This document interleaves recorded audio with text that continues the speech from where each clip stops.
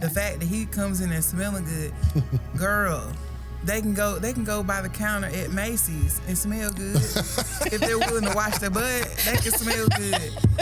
When was your last exclusive romantic relationship? Oh. You can talk about that. I can relate to that part about all the signs. All the signs. Yeah. I mean, from the wedding dress not showing up. Welcome to today's episode of Relationship Talk with a Guest. Dating as a professional in a small town comes with a unique set of challenges. Our guest today has had to face these challenges all while growing individually as an independent woman and a pillar of the community. How do you fully invest in the local school system, church and community, and reserve some sense of privacy to explore love? Let's find out. Before we dive in, if you haven't already subscribed to our channel, click the subscribe button and click the notifications bell so you won't miss the new content. You've been rocking with us and we appreciate you so much. Go ahead and click subscribe to join the village. You know you love it here. We are so honored to be in the presence of the Queen Bee. Mother, daughter, sister, friend, educator, church leader, and proud card-carrying member of Delta Sigma Theta Sorority Incorporated, consistently covered in crimson and cream and elephants. I can't believe she came up in the studio with some melon on, but she's beautiful. I'll take it. She's a woman with a giving heart of gold. Dr. Sonia Barnett. Thank you so much for hanging out with us today. Thank you for inviting me to come hang out with you guys. So you know I'm ready. Okay. I'm ready to get right in there. She is. Ooh, okay. When was your last exclusive romantic relationship? Oh. You can talk on back. That takes me back a little while. Probably about 6-7 years ago. About 6 or 7. So you've been out here chilling. Living your best life. Yes. I have to. I have no choice but to live my best life, because if I don't, I will be sad all the time. Right. So you've been married before. How old were you when you got married? I was 22. I was 23 when I got married the first time. Why did you get married? Because everybody, especially people that get married young, like we did, and the question is like, what was your motivation at that time, at 22? I thought I wanted to be married. Like based on what? What had you seen? What had you heard? Was it him, or was it the idea of marriage? Let's see. Look, she pulled the pin. I don't know. What it was. I was thinking, because like some of my friends from school, they were married. They got married earlier. Earlier than 22?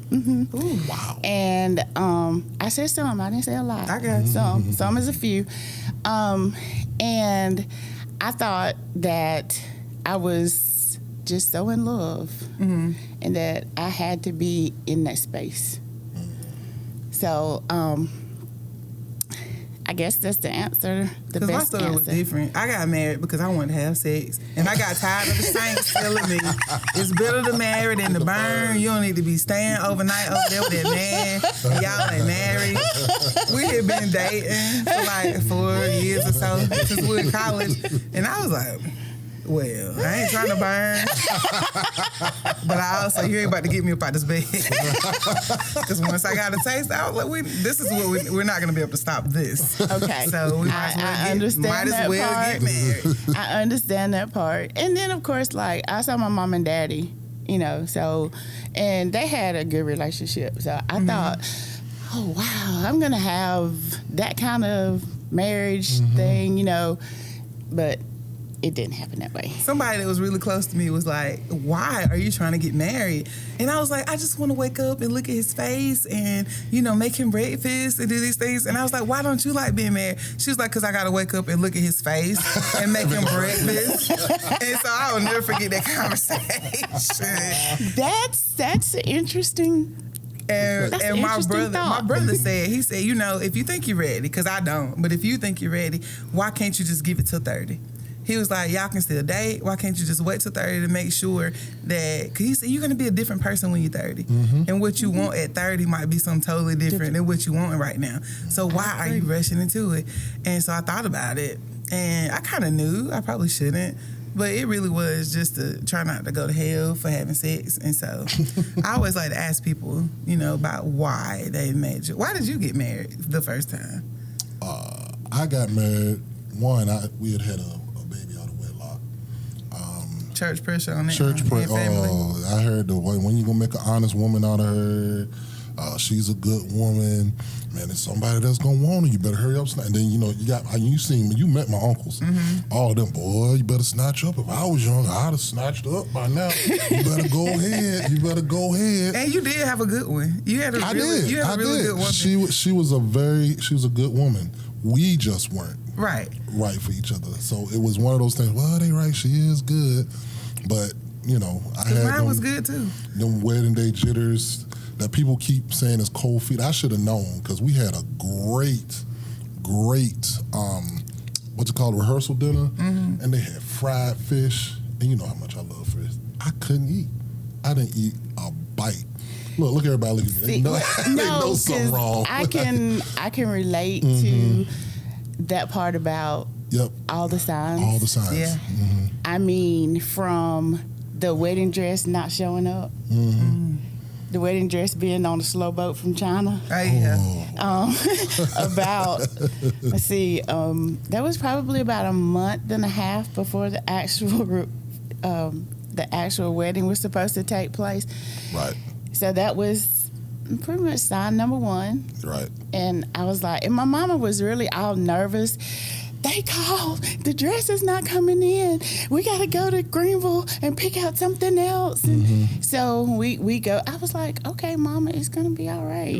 I was really not bothered. I was just not bothered. I was like, it's going to be okay. It is what it is. And I didn't plan the wedding. I told I was still in school, so I told my mama to go ahead and she had a good time too. To do all that. Yeah, because she was talking to your mama, because your mama sang. That's precious. So they were going to Clemson then. Okay. Yeah. So she asked Dorothy to sing at the wedding, and she did. Did a lovely job. But then, I'm gonna sing at the next one. Okay. That'd be great. I want you to.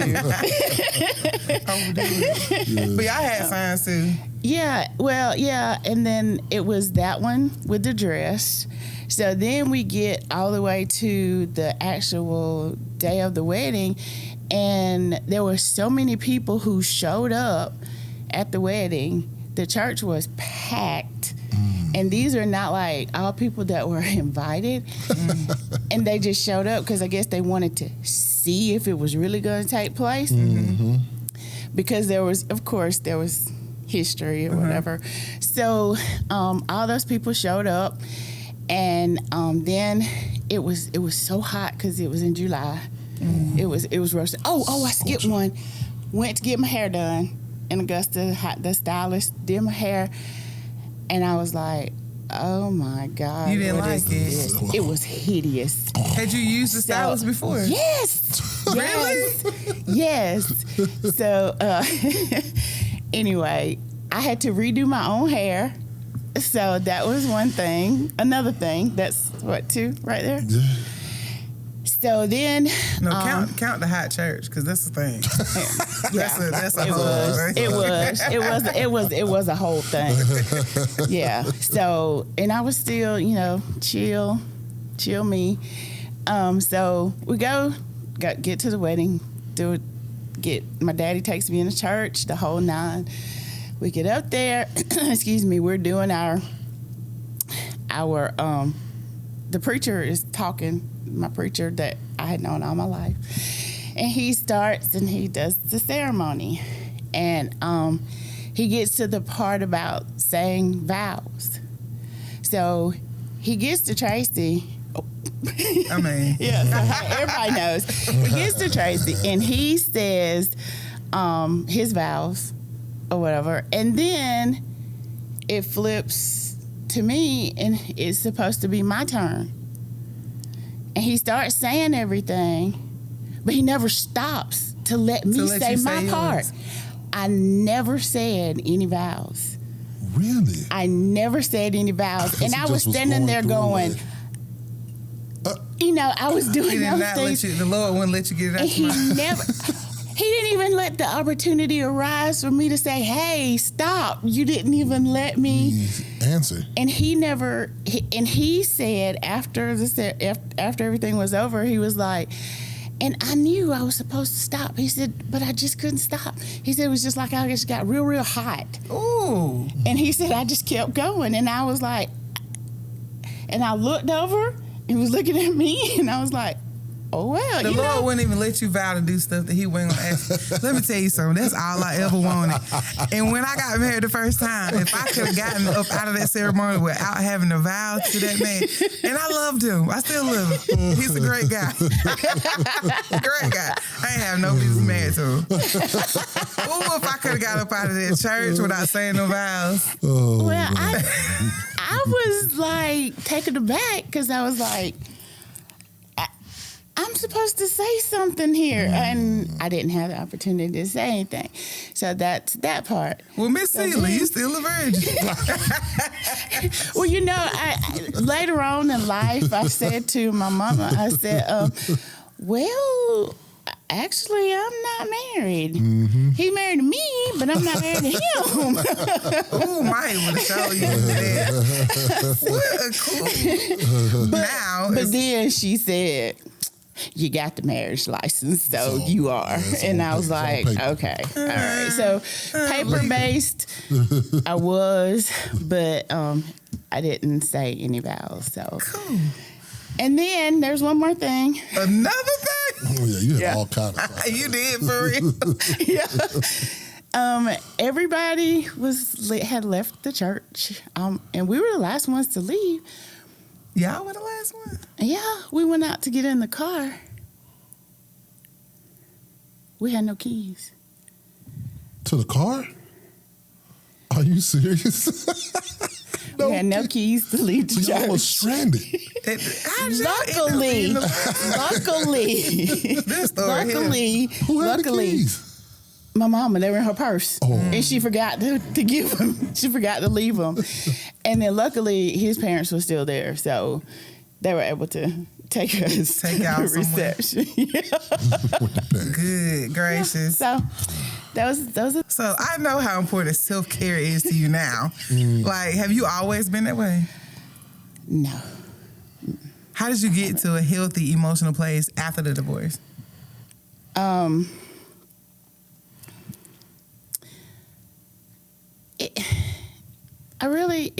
It has taken a long time. Mm-hmm. Not just the divorce. Once that was done, that was done. Because I'm a person who, when I'm done with something, I'm done. That's true. When I say... We might got a nickname for it. We'll tell y'all later. When I say I'm done with this, I'm done with it. Mm-hmm. So I can walk away. So even though there's probably some things that it took me a while to get through, and some of that was I had to go through therapies and things like that. So I mean, I have a therapist, and I do all those things, but it took me years to get to the place of I got to take care of me. It took a long time for that because I walked straight out of a marriage with a child to being a single mama with a child. Right. So I didn't have a whole lot of time to focus on me. I was doing a lot of survival. Right. Because I had to figure out how to make things work in a different way. Because, I was the breadwinner. Right. I had to do it all. And people were like, I have always worked 2 jobs. Ever since I started teaching, I've worked 2 jobs. Excuse me. So it was always a thing of, I got to make sure that I have mine.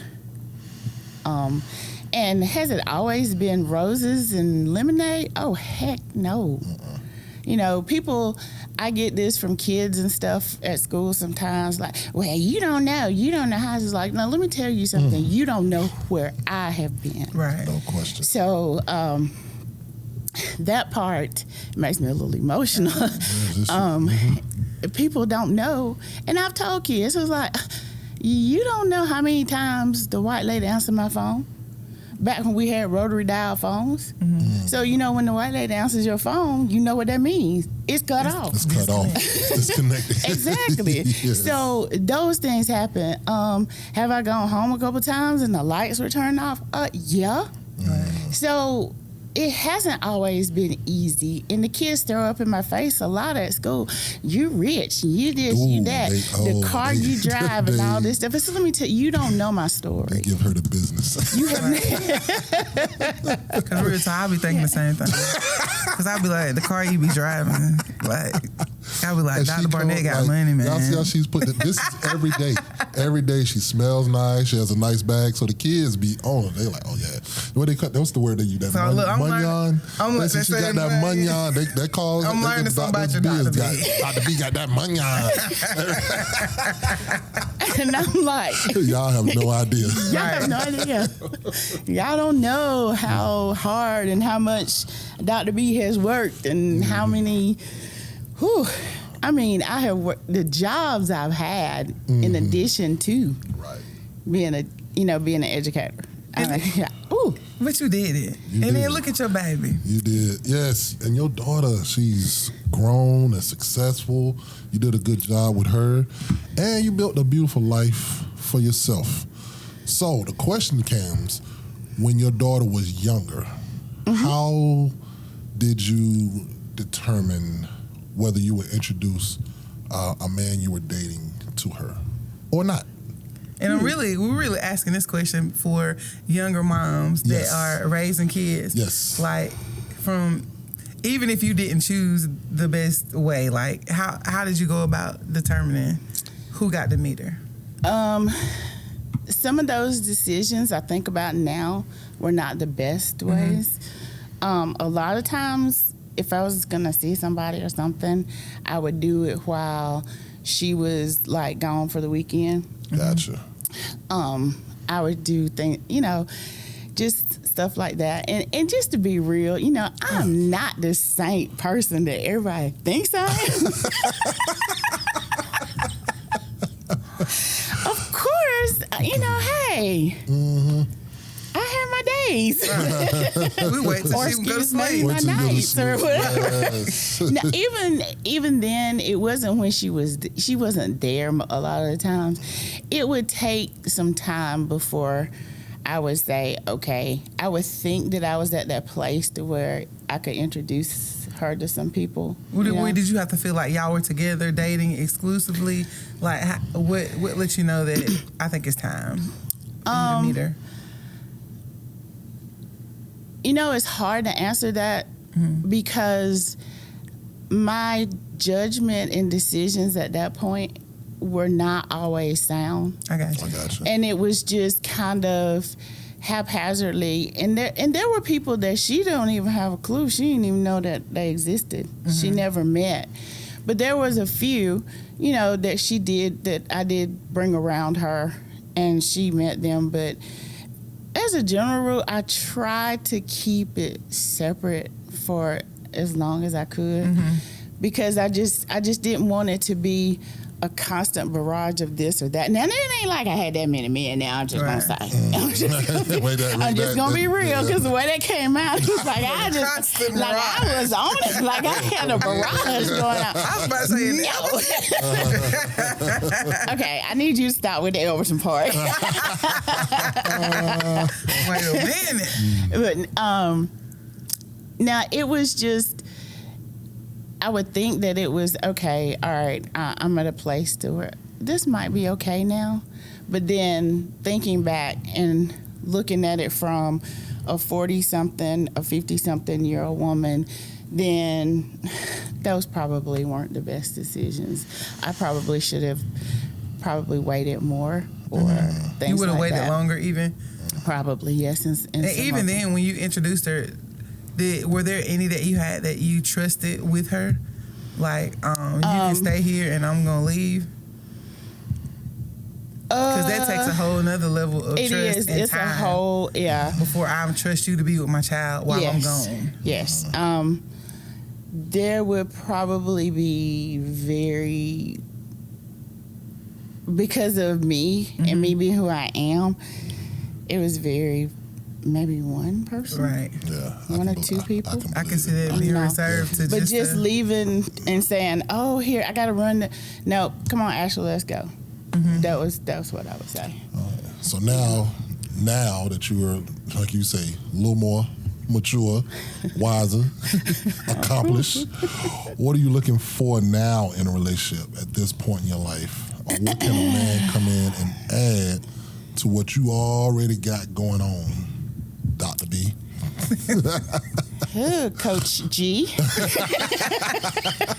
And if y'all don't know, these two work together. Like, we all work at the same school, but these two work together. We're in the trenches together. We're in the trenches. Yeah, we are.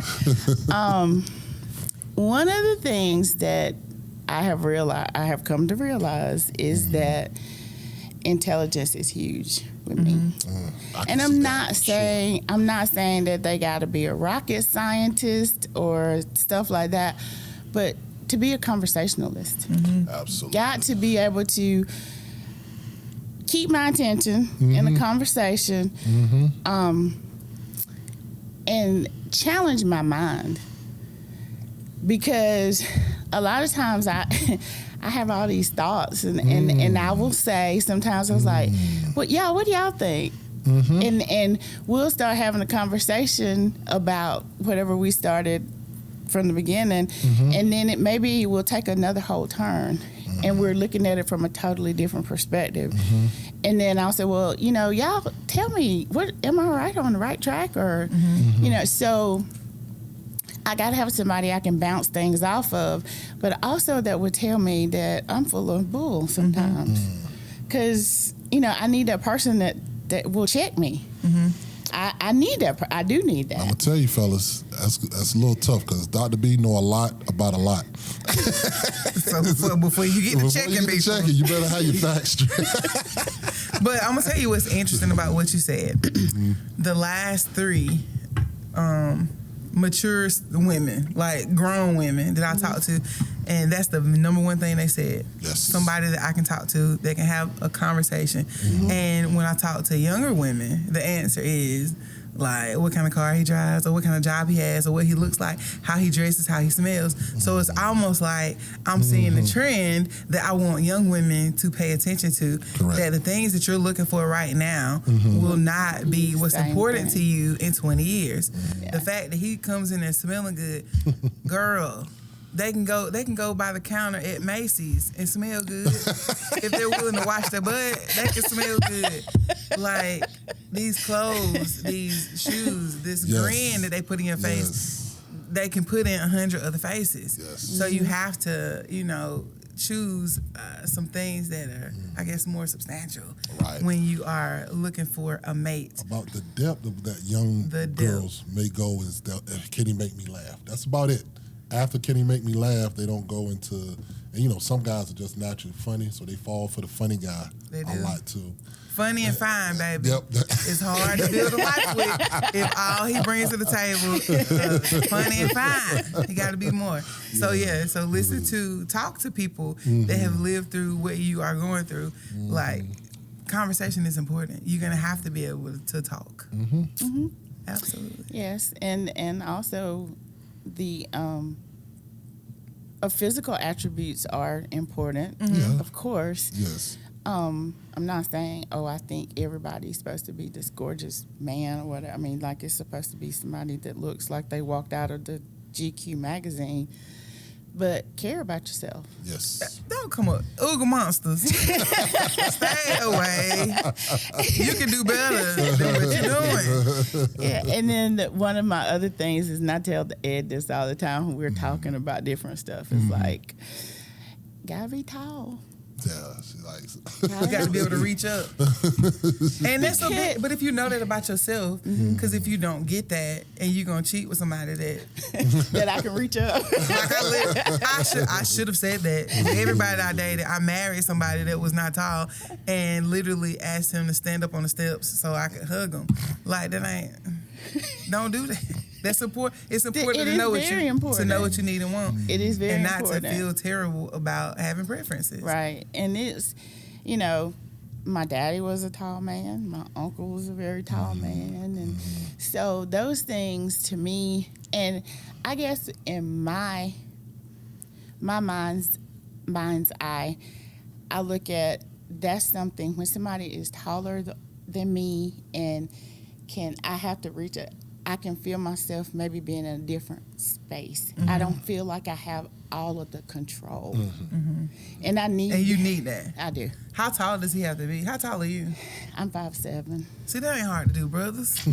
Like, you just got to beat 5'7". Well, yeah, I But how much? like What you, 6? from 6 and up. 6 and up. Gotcha. That's good enough. So thinking back on all the relationships, we're going to include the situationships that you've had. So what are some of the biggest lessons that you've learned from them if you think collectively?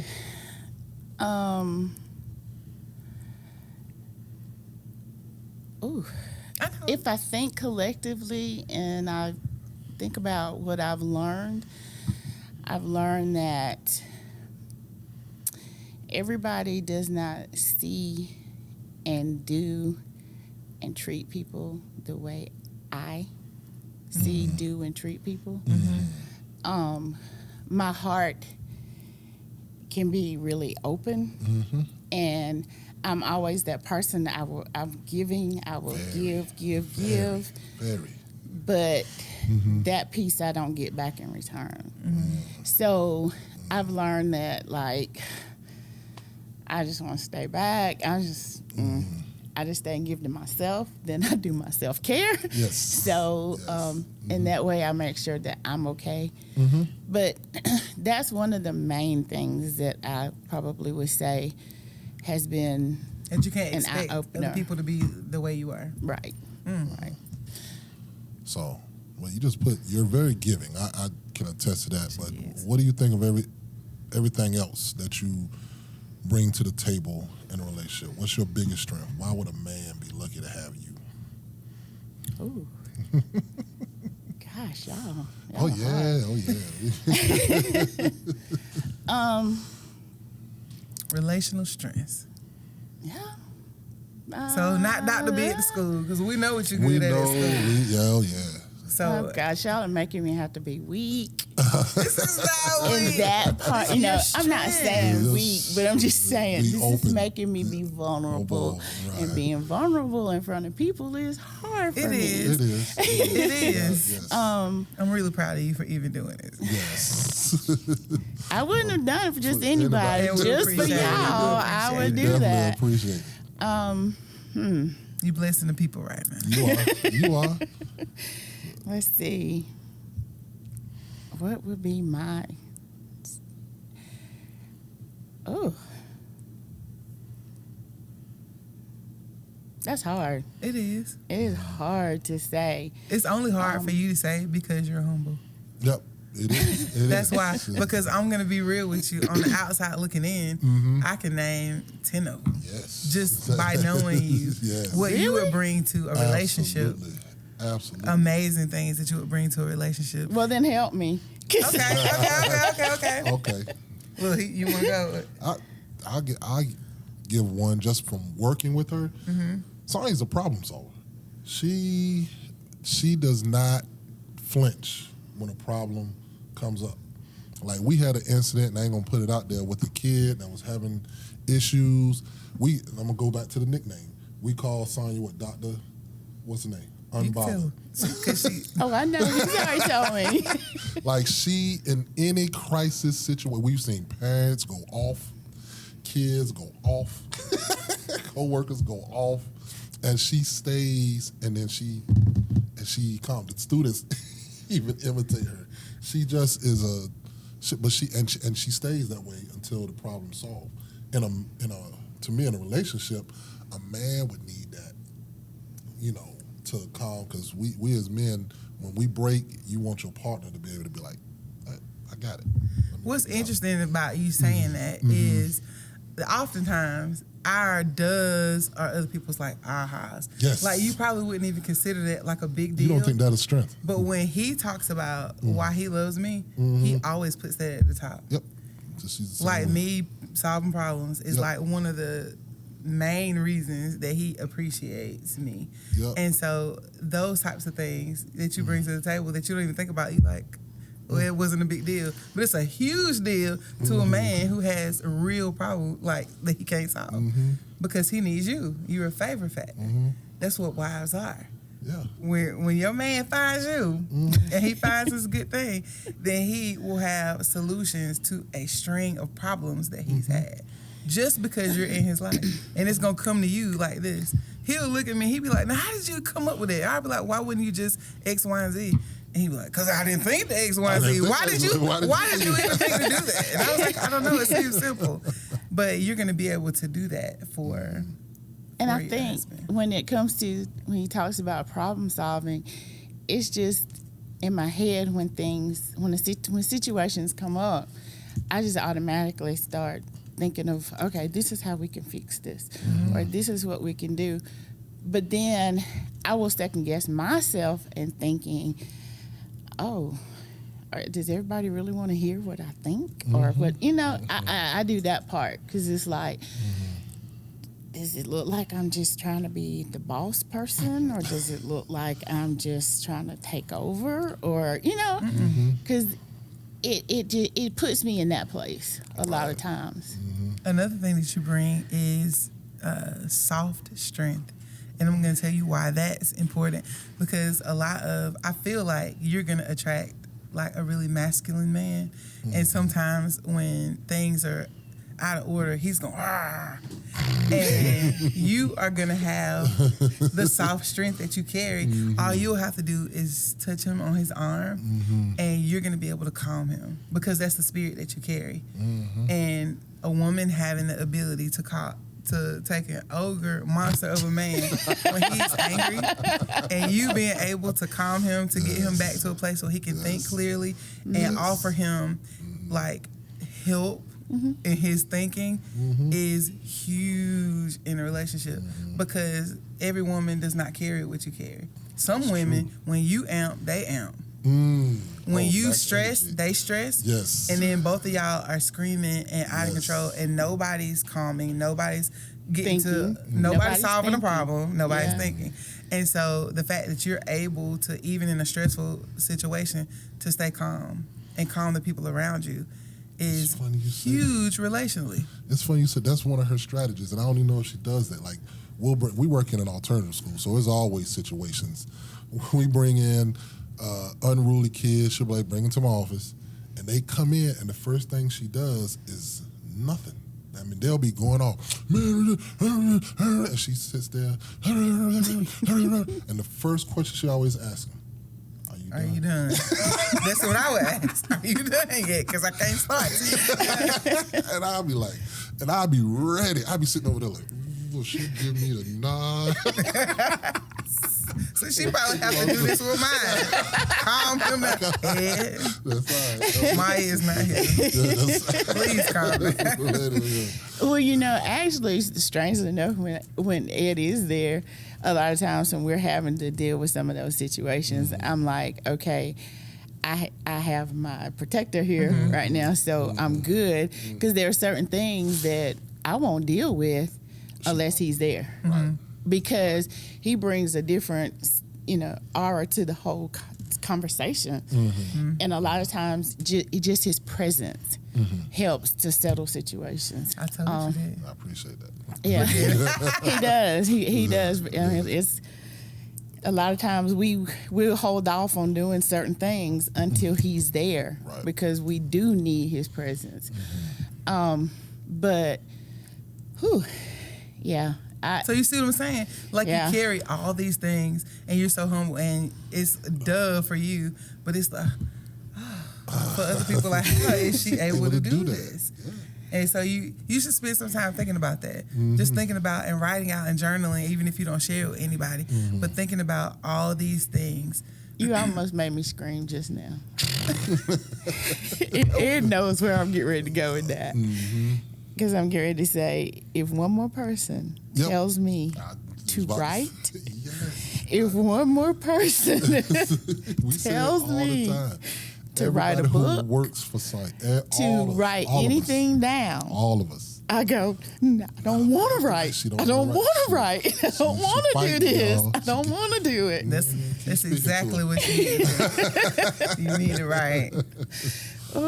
Writing to me is difficult. And I shared this with Ed the other day. We were talking about writing. I said, I think one of the things that that makes writing hard for me is that, and this is a funny one, when I was in middle school, you know how you write your little notes and stuff. Oh, yeah, baby. All what you... I still write mine. Ed Gill got a drawer full of them. She does. I keep them. Well, one fell out of my book bag. Uh-oh. In my mama's vehicle, and she found it and Was it she nasty? read it. No, it wasn't nasty. Oh. I read some kids. Oh, I could imagine what some of these kids say now. Because, like, one of the things that we had happen at alternative school, the way it came to me and the things that were said, and I was sitting there going, I mean, it was like, and I was like, you're actually saying this out of your mouth to us? And it did not faze her. And when I said, okay, calm down, let's chill. She's like, but you know, we. I don't need to know that. But your note didn't have all that. No, your it did note was not Pornhub.com. No, ready to go. Okay. It was not even OnlyFans. It was just a little. These were feelings then. Yeah. Okay, you wrote your feelings out. It was like, hey, I would just do anything. Well, when you're in middle school, back when in the dark ages when I was in middle school, I'll do anything. It was like, okay, I'll go walk around, or I will do this, whatever. And my mama finds it, and I had to have the 3rd degree. Oh, you'll do anything. So guess what?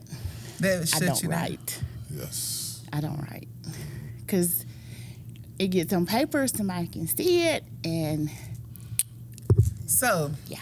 Go with me. Okay, I'll go with you. So if Satan knows that you had that experience and there's a place in your life where he can have a stronghold, he knows that that's an avenue that you're closed off right now. You won't always be, but you're closed off right now to God using you in that way. When that might be the most impactful way, that's why he wants to shut it off so badly. Because what you have to say, the experiences that you've had, can bless so many people. And saying it out loud to some people is one thing, but another avenue that a lot of people need right now is just to read it. So maybe there is a book. And even before that, healing can take place through journaling. So there are things that you don't even know about you yet because you haven't written it down. You haven't written it, made it plain. You're not sure about some visions here and there.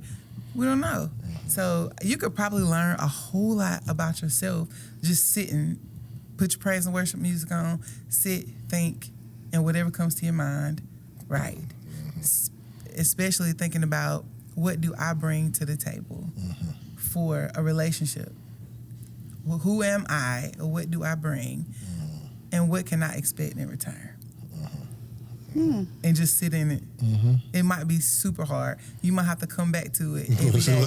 Come back to the list every day. But you pray over that list and you pray for any darkness to be broken so that you can only see light and God. And you get your ideas, get them down so that you can read them and you can see them.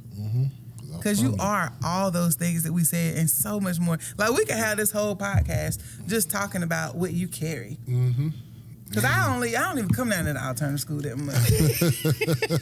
We text on the phone, and I tell her all the stories, and Yeah. she was like, "Man," she said, "Yep, that's why I can't work there. My mouth too slick." Yeah, the stuff that you were able to endure. The thing about it, though, my mouth is slick too, but it's just the way that I frame it when That's I'm a being skill. slick. That's something you bring to. Oh my goodness, we teach on communication. Yes. Knowing how to say stuff that you want to get out is a whole skill set. It is. That some people have to work years and years and years and years to get to even be able to communicate with a partner. Yeah. So the fact that you know how to get your slick stuff out, Without being combative. But I can do that in my work setting. But in my personal setting, my personal life, I'm not as able to crafty yet, to do that. Yeah. but you will be Okay. because thank you because it's a skill. It is. You learn to do that Yep. in the workspace. Okay, I guess maybe when I'm with that right person, it'll just It'll come like come it out. needs to because Oh, right now it ain't gonna just come. no. Yeah. But I'm just saying I will be able to see how to use that skill in the right setting. I guess I haven't been in the right settings to where I actually use my voice like I need to because, excuse me, I do get in these situations a lot, or when I did get in those situations, as to where I'm so quiet. I did not voice my opinions. Now I'll voice my opinion in a lot of things, but in relationship stuff, no. Did past don't say relationships anything. teach you to be quiet? Probably. Yes, they probably did. So therefore, I don't have a voice when it comes to that. So reframing, you do have a voice. So moving forward, I'll have to learn to use my voice. My voice, because you yes. definitely have it, Yeah, and it's oh, strong. yeah. And it's strong. Yeah. It is. And just because someone in the past quieted, or they don't have that power over you anymore. Right. So moving forward, you're free to use the beautiful voice that you've been given with all the intelligence, knowledge, and wisdom and grace behind it to bless this person that's about to be in a relationship with you.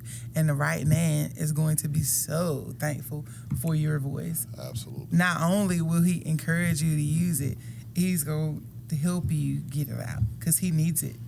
He needs it for his success. He's waiting on your voice because you are his favor. Okay. So would you say that's the area where you need most improvement in romantic relationships? Just using your voice, or is there another area? That's it right there? Oh yeah. Okay. Because I was just there, even this morning when I was getting ready, I got all nervous and I got all like, I almost got all teary eyed, and I was like, oh my God, I got to talk about me. I got to be vulnerable. I got to share things, and I don't know if I can do that.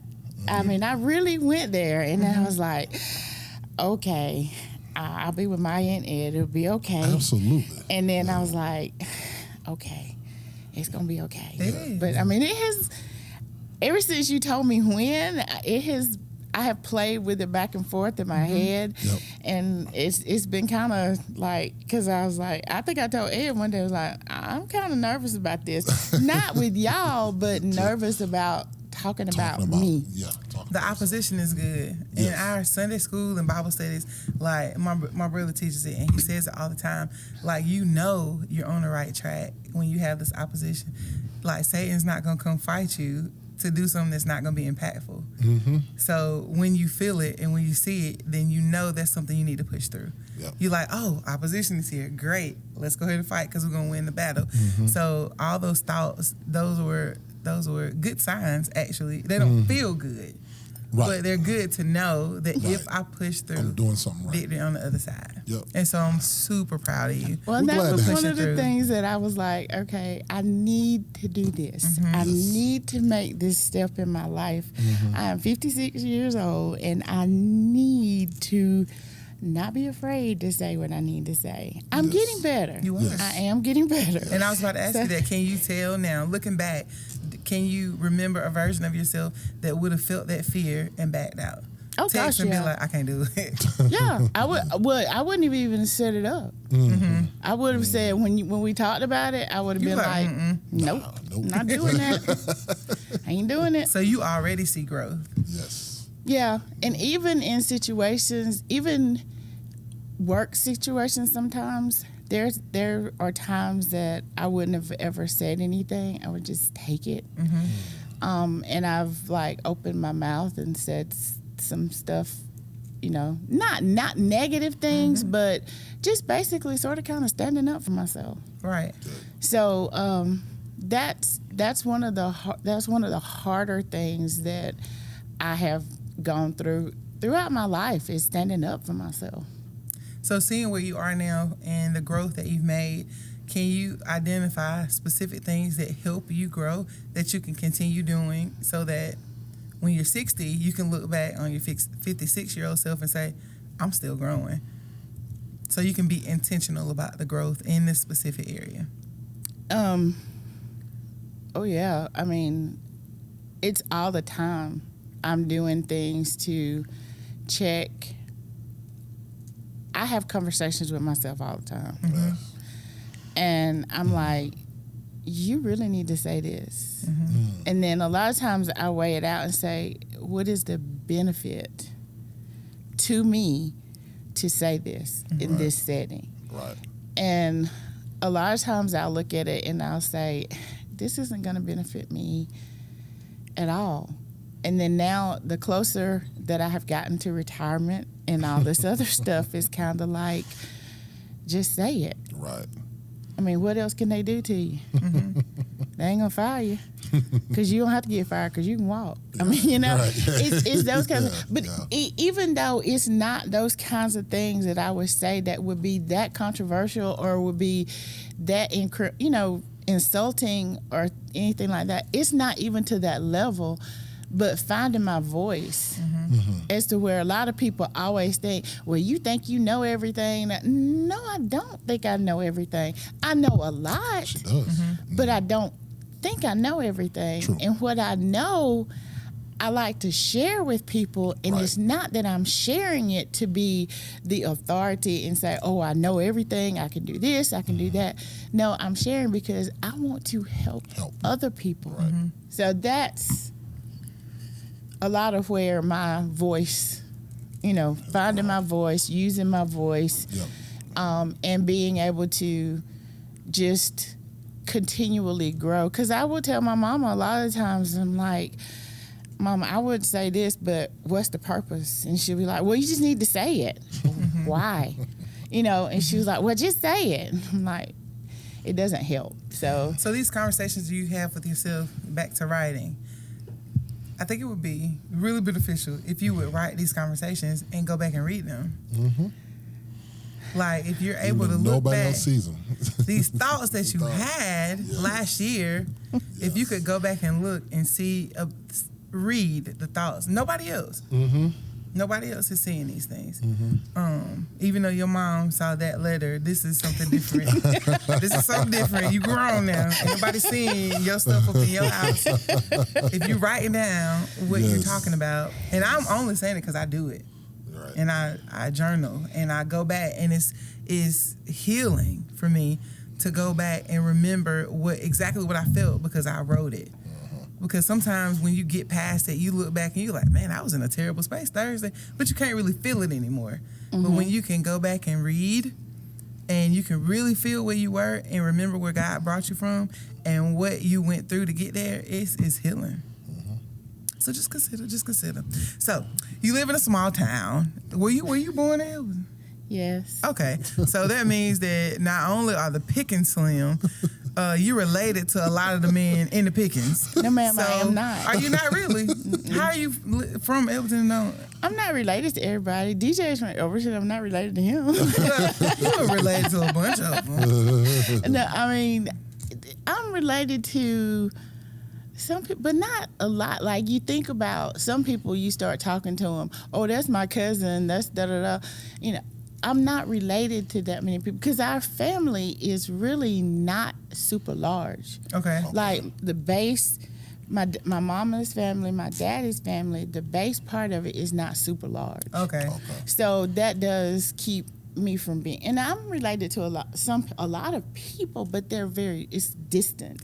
Even if you got picked up in Zimbabwe and dropped in Elberton today, I would still say that the dating pool is limited. Okay. Yeah. Yeah, So given this limited dating pool, how do you combat that? Like, how do you? Where do you find people to date? You see that I'm single, right? I know, but you got to get some people. Where do you even find these people to talk to? Are you fond of the online life?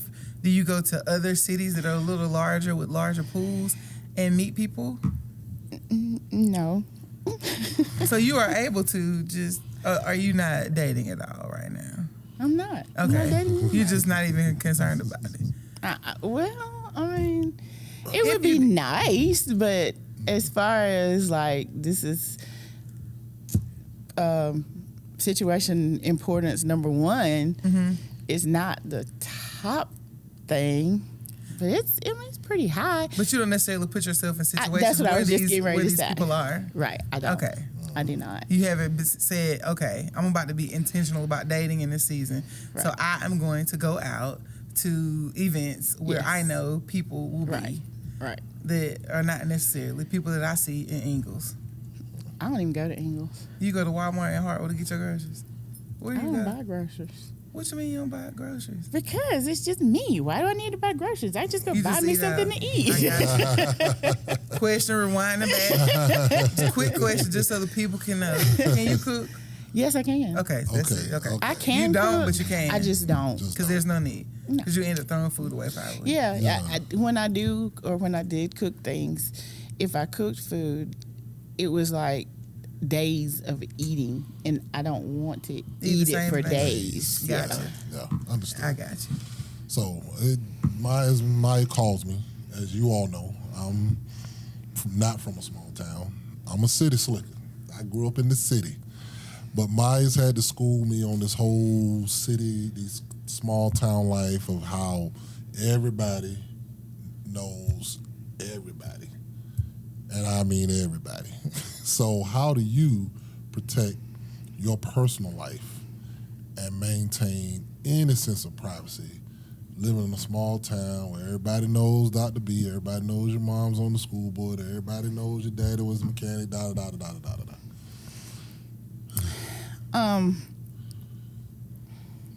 I really just keep to myself.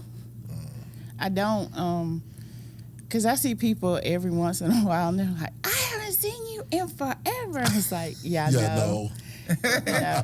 And a lot of why I don't go into the stores and things in Elberton is because every time I go in there and I see people, parents with kids and things like this from school, and it's a whole conversation. I don't want to do that.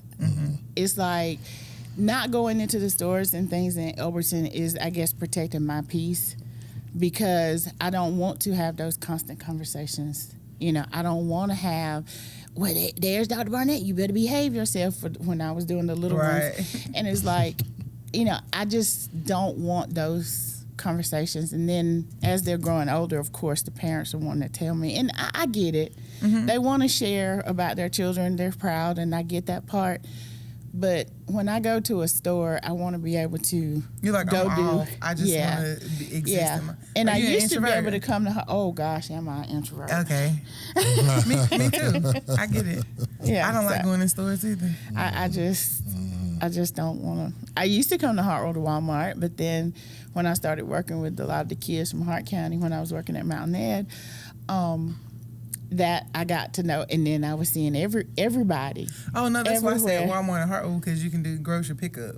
Yeah. And they just bring it out. You just do. Yes, I do Target a lot. I do my Target pickup. I'll do Sam's pickup and stuff like that. So. Both of y'all amaze me with y'all being introverts. Y'all expect I both am. of you, because both Real of y'all bad. have had conversations with me about what y'all call it, introverted extroverts. Or Yeah. What one way or the other. Yeah. And you both have shared with me that when you guys have to be so such a public persona that as much as y'all do that, y'all need that time. I have away. to. Yeah. Oh yeah. I'll get sick. Yeah. If I don't am get time, exhausted. just to me. Yeah. Yeah, because after you've been in front of a lot of people and you do things for a while and then you pull back and you go and you go into your shell for that time to where you have to recover. Yeah. Because and people who are not that way, it's hard for them to understand. Yeah, because y'all are not the typical what we picture as introverts and I'm not trying to insult introverts. Yeah. They're usually weirdos in our eyes. And you're not trying to in our eyes. But you guys aren't that. That's what I'm saying. You guys are very put in a social atmosphere. Y'all are, hey, baby, how you doing? Hey, sweetie. And y'all can carry conversations and everything, and it just threw an extrovert like me off because I'm like. But what you have to realize, I don't know if Maya is as bad as I am with it, but even when I'm in a big setting, I'm only going to be in a conversation with 2 to 3 people at a day. You know, a small group of people. I'm not going to talk to. I'm not going to be. Oh yeah, you know, I can go talk and flirt. You know, flirt around or whatever. I'm just not that person because it exhausts me. The people I talk to in large crowds are the people that come talk to me. Like Ed, when he gets there, he's like, oh, and he's going to bounce around. Even at church, I'm like, go hug your neighbor. I'm not going to move. Right. If you want to hug me, you're going to have to come over here. I'm going to put my head down. You're going to have to tap me and be like, I want to hug. Every bit of that. I do. Ed is like, oh, you want to, come on. And I just be like, Lord have mercy. For more information about our coaching services, courses, marriage tools, events, and getaways, go to onevisionerc.com. That website again is onevisionerc.com. If you had a good time hanging out with us, which I know you did, and you got something out of it, go ahead and subscribe so you won't miss the next one. Like it so we'll know you enjoyed it. Share it with somebody so they can be blessed too. We'll see you next time.